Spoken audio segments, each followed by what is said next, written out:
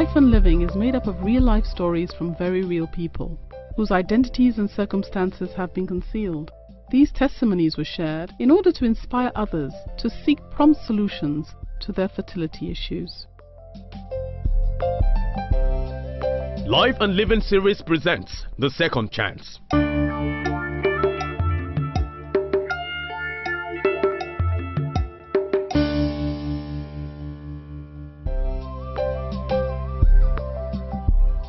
Hello, my name is Adanna. I am 27 years old. I never used to believe in second chances until I had a life-transforming event. This is my story. I had just finished secondary school and was looking for admission into the university when I met Basi. He was already a 300 level student in the university of my dreams. My mother had sent me to deliver some goods to our neighbor's house, and when I opened the door, Basi was sitting in the living room. He was on a mid-semester break from campus. I was spending his time with his cousins. I was bold enough to introduce myself and showed interest in his university, and things took a life of theirs from then on. Who is it? It's me, Adanna. Come in. Good afternoon. Good afternoon. I'm looking for Dalda's mother. My mom asked me to deliver this bag to her. Oh, sorry, they're not around. Perhaps I can take the message on their behalf. I'm their cousin, Basi. Basi. Nice. And Basi, what do you do for a living? Oh, well, I'm a 300 level history undergraduate at the University of... I didn't even let him finish. I asked so many questions about the university, his course, and I just kept walking away. At the end of our chat, he told me that his parents lived a few streets away and I could come by anytime. Who is it? It's Adanna. Can I come in? What are you doing here? I just wanted to get some more information about your campus. Okay, do you want us to do it inside or outside?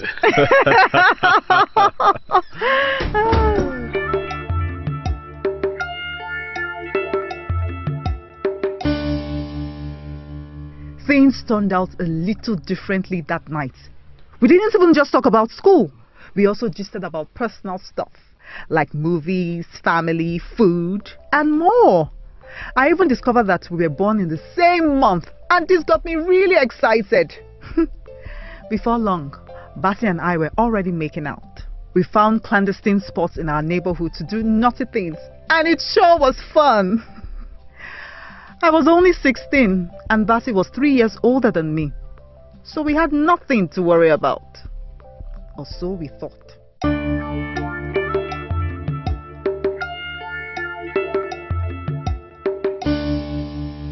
Choose wellness. Choose health and vitality. Know your numbers. This is a corporate social responsibility message from Pathcare, Nigeria's foremost pathology laboratory.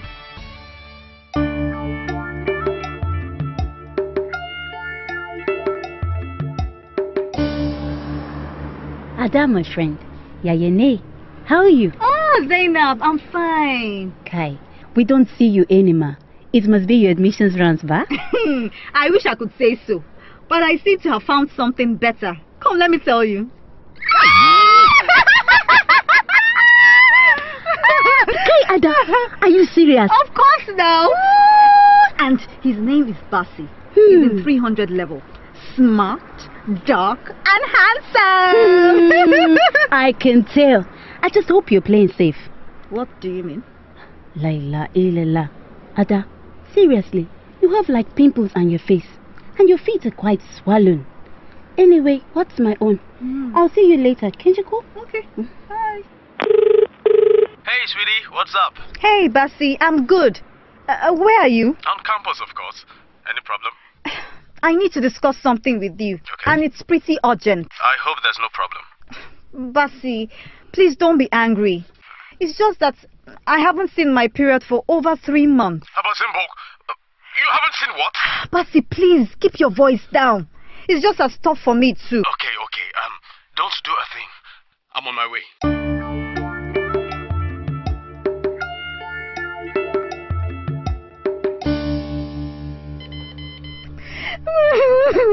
Please, Basi.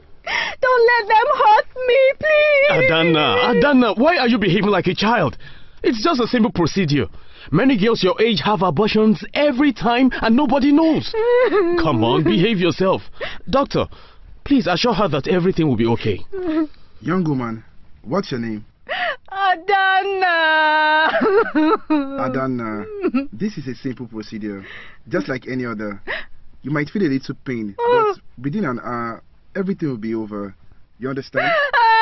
Basi! Don't let them hurt me, please! Don't worry. You will be fine.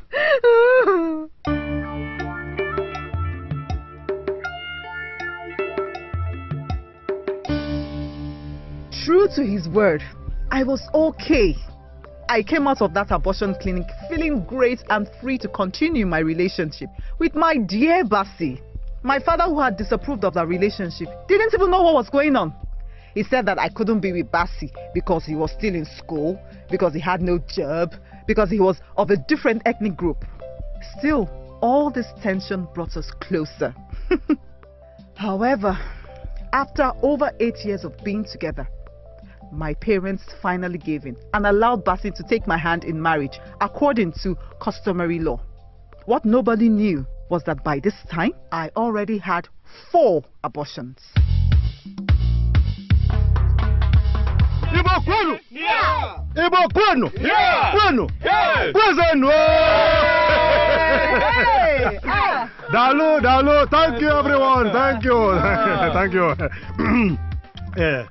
As the father of the bride, I am finally obliged today to give my daughter's hand in marriage to Basi, who has over the years demonstrated his tenacity in keeping my daughter engaged.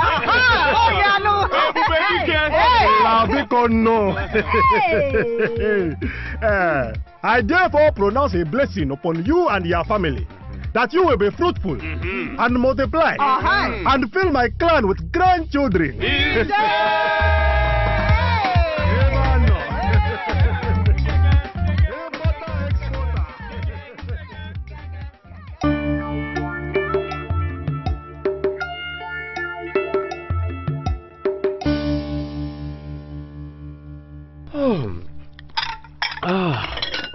Adana.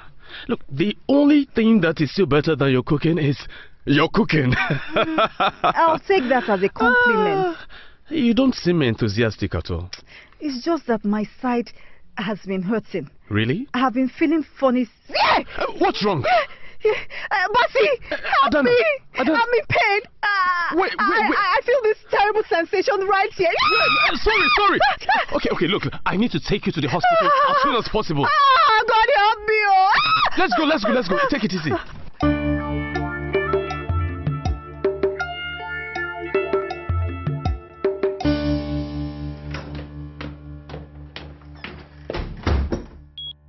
Mr. Basi. Doctor. Your wife was lucky. We almost lost her. Oh my goodness. She had an ectopic pregnancy. Another one? Yeah. What is going on, doctor? This is the second ectopic pregnancy she's had in less than 2 years. I'm sorry, Mr. Basi. I hope you understand the implication. Oh my goodness. What kind of life is this?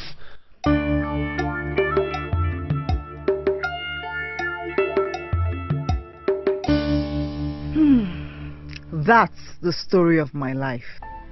Of how Basi and I spent the first of our lives together, aborting babies, and the last part, desperately looking for them. After 4 abortions and 2 ectopic pregnancies, I now have a condition described as bilateral tubal blockage, where I have no fallopian tubes, and my chances of ever getting pregnant through natural means are down to the last digit. But the doctor referred us to a reputable fertility clinic. I feel so frustrated, but I think I'll give it a try. Hopefully, there should be a silver lining behind this cloud.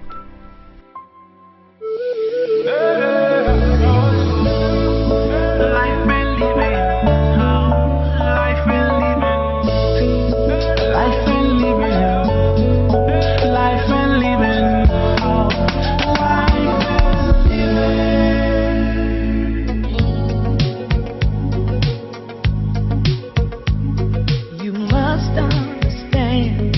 touch of your hand makes my pulse react.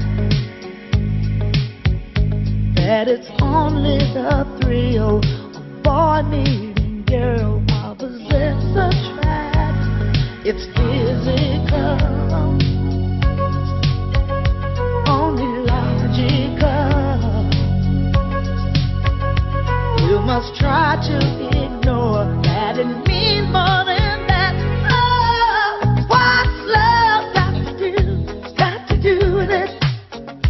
What's love but a second-hand emotion? What's love got to do? Got to do with it. Who needs a heart when a heart can be broken? It may seem to you that I'm acting confused when you're close to me. If I tend to look dazed, I read it someplace, I've got cause to be. There's a name for it. There's a phrase that is. But whatever the reason, you do it for me. Oh, what's love got to do? Got to do with it. What's love but a second-hand emotion? Life been living, life been living, life been living, life been living, Welcome once again to Life and Living, brought to you by Doctors on Air. With me in the studio is Nigeria's foremost fertility specialist, Dr. Richard Ajayi of the Bridge Clinic. Welcome, Dr. Ajayi. Thank you for inviting me. Adana is very unfortunate in this case and had issues which led to having infertility and being unable to have a child. Now, we were told that the issue at the end of the day was tubal damage. Can you tell us about infertility and the causes of infertility and how the tubal damage actually evolved in this case? Well, abortion is not legal in Nigeria, and for most people that procure abortion, since there are no guidelines that stipulate the level of practice, it is likely that you will go to the wrong place and get complications of the abortion. The most common complication is to get an infection. Now, Adana, I think, had 5 abortions, and it is not inconceivable to understand that she had subsequent episodes of infection which led to damage of her fallopian tubes. Now, the fallopian tubes are narrow tubes that transport the eggs from the ovaries towards the uterus, and they're lined with hair-like processes called cilia, which waft the egg along, if you like. Now, it is possible to get this damaged to such an extent that the egg can get trapped within the fallopian tubes. And now, if the sperm meets that egg in a position where the egg cannot move, then the fertilization will take place within the fallopian tube, and then the implantation will also take place within the fallopian tube. Now, the fallopian tube does not have the infrastructure to take a implanted embryo, and invariably it will rupture and it can be life-threatening, and the treatment is to remove the fallopian tube. So in Adana's case, she had an ectopic pregnancy on one side, and that tube had to be removed. Then she had another ectopic on the other side, and that tube also had to be removed, which means that both fallopian tubes were gone, which means the only way that she could achieve a pregnancy is by in vitro fertilization. Wow, that's serious. So it's a complete case of infertility there. There's no other treatment other than IVF or in vitro fertilization. There's no treatment. Can you tell us a bit more about what IVF is? Yes, I mean, in vitro fertilization was actually designed for the treatment of tubal infertility. Tubal infertility is very common. In fact, it's the most common cause of female infertility in Nigeria, secondary to infection. When you have tubal infertility, the sperm and the egg cannot meet. And so we, in the laboratory, we have the technology called in vitro fertilization. Vitro means glass, if you like, test tube. So we can collect the eggs from the woman, and in the laboratory bring the sperm into the eggs to allow the sperm and the egg to meet. And that's what in vitro fertilization means. Is that the same thing as a test tube baby? Well, a test tube baby is not a good term. I mean, it's a derogatory term that was introduced when IVF was first, discovered. And the idea was that, concept was that babies were grown in the test tube, but that's not correct. What happens is that fertilization of the egg occurs in a petri dish, and after fertilization we transfer the fertilized egg into an incubator, and the whole idea is that the incubator simulates the environment within the woman so that the egg believes that it's still inside the woman's body and continues to divide as it would in the woman's body. And at the time when it reaches the uterus, which is day 5, we now transfer the embryo back into the uterus through the cervix, and hopefully it will implant. Instead of just doing IVF where we mix the sperm and the egg together, we generally do ICSI, which is intracytoplasmic sperm injection, to ensure that there is no risk of fertilization failure. How successful is it? Well, fertilization is extremely successful. We can control that. Generating the embryos in the incubator is also very successful. But after we transfer the embryos into the uterus, the embryo has to continue to divide. It has to connect with the mother's blood vessels to draw life. That is not within our control. And generally speaking, about 1 out of every 3 women that we transfer embryos into will get pregnant. Now, people would argue that you may be playing God. Is it true that in this area doctors are actually playing God? Well, I don't think it's possible for a doctor to play God, because a pregnancy from IVF, purely only God makes life. So if you get pregnant by IVF, I believe you've had a blessing from God. So we can get the sperm and the eggs together, we can develop them in the incubator, we can transfer them into the womb, but whether it draws life from the woman, I think that is still a miracle, and only God can define that. Now, what about the children that come out of this? Are they normal? Because one would have thought of, having developed in a test tube or petri dish or whatever it is, the issue is that it started in the laboratory, not in the woman as normal. Would they develop normally? Would there be any issues? Well, I think it's one of the miracles of life that life is absolute. There's nothing like half-life or quarter-life. Because if there's any problem with the development of the embryo, then the system just aborts and stops developing. And that's why, it's not 100%. And we have about young women, we can get nowadays about 40 to 50% pregnancy rates, but most women still will not get pregnant per attempt of IVF, and that's the protection that we have to ensure that the children are absolutely normal. IVF has been going on for a lot of years now, and we've studied the children, and the evidence is that children born as a result of IVF are absolutely fine. Now, you've mentioned that bilateral tubal damage is one of the commonest causes of infertility in our country, but it seems that people do seek treatment late. Is there a reason for this? Well, I think IVF as an option is not something people like. It's expensive. There are no guarantees. It's perceived to be painful. It's perceived to be stressful. Unless you have knowledge and clarity on your condition, it's easy to continue to trust God. So most people procrastinate and leave it to the last minute. Let's pray, let's go to this doctor, let's do this. But the shame of it, of course, is that there's an age-related decline in female fertility. So IVF is not something you leave until the last resort. It's something you do as soon as you get a diagnosis. Now, if you have a diagnosis as clear as blocked, damage of both your fallopian tubes, then you need IVF the moment the diagnosis is made, because you're not going to get pregnant any other way. Well, we're very happy then that this case was dealt with. Now, when there's a case of IVF and you take the eggs from the woman and the sperm from the man, how are we sure that it is the right eggs and the right sperm that are coming together, and that there's no error, and that the child we are getting is not somebody else's? Well, that's why it's important to choose where you do your IVF treatment. Because you need to be sure that the facility has a quality management system in place to ensure that this does not occur. There are things like the witnessing program that we run at the Bridge Clinic to assure you that, of course, there's no risk of mix-up. It has been described. There was a case in Leeds where I think it was a white couple got a black baby. Got a black baby. Yeah. It was shocking, but when things like that happen, it really tightens up the system. And one of the things we do at the Bridge Clinic is to adhere very strongly to the UK guidelines, so that all the systems that they develop to protect the clients, that we make sure we put them all in place at the Bridge Clinic. So so at the Bridge Clinic, the risk is zero that you will have a mix-up. So Dr. Ajayi, we talked about the tubal damage being a cause of infertility, and in this case it was due to abortions. Are there any other reasons or any other causes of tubal damage apart from abortion? Well, I think abortion itself is actually not the cause of the damage. It's inflammation.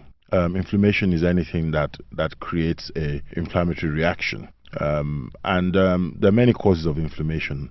Infection is one of them from abortion. You can also get inflammation as a result of trauma from surgery. So women who have had fibroids removed, or women who have had ovarian cysts operated upon, there's an association with appendicitis, especially when it's ruptured and is associated with pelvic infection, peritonitis. Those are the kind of things that cause inflammation. So of course you can also get infection from the blood. I mean, some people have described pelvic tuberculosis as a cause of tubal damage. Then there are other conditions like endometriosis, which cause inflammation. The link between endometriosis and tubal damage is very weak, because endometriosis is an enigma. But of course, some patients with extreme endometriosis, where you have scar tissue, will also have tubal damage. Yes, well, I mean, that is very, very interesting, and obviously accounts for why tubal damage is actually the #1 cause of infertility. Absolutely. Thank you.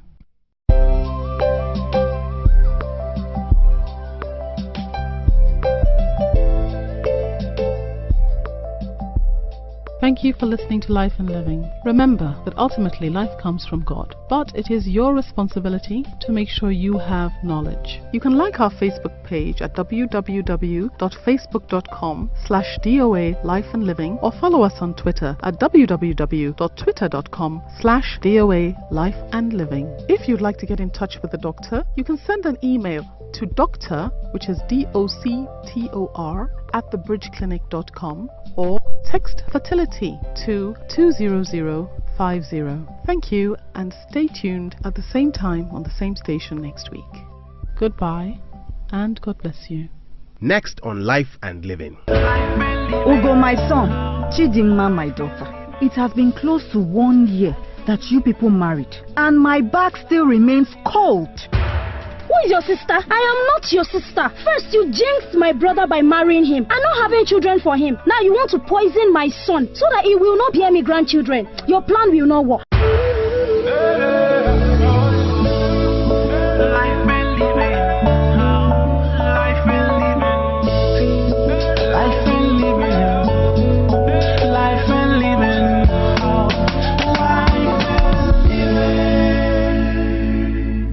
Life and Living series is produced by Verdant Zeal for Doctors on Air.